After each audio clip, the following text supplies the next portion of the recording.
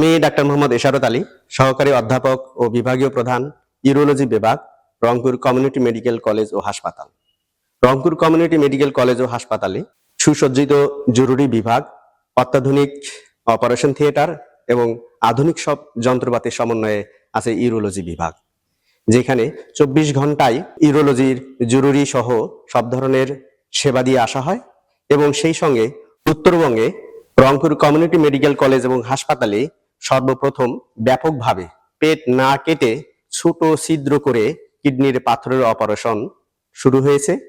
এবং কিডনির পাথর কেটে অপারেশন করলে 5 থেকে 7 দিন বিছানায় শুয়ে থাকতে হয়, পেশেন্টের অনেক বেশি ব্যথা হয় এবং নর্মাল স্বাভাবিক কাজকর্মে যেতে প্রায় 1 মাস সময় লেগে যায়।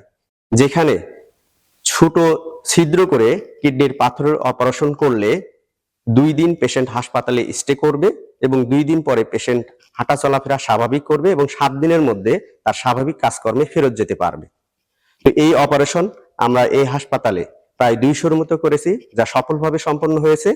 এবং আপনারা নিশ্চিন্তে রংপুর কমিউনিটি মেডিকেল কলেজ হাসপাতালে কিডনির পাথর ছোট ছিদ্র করে অপারেশনের জন্য যোগাযোগ করতে পারেন। Rangpur Community Medical College Hospital, for health, for education.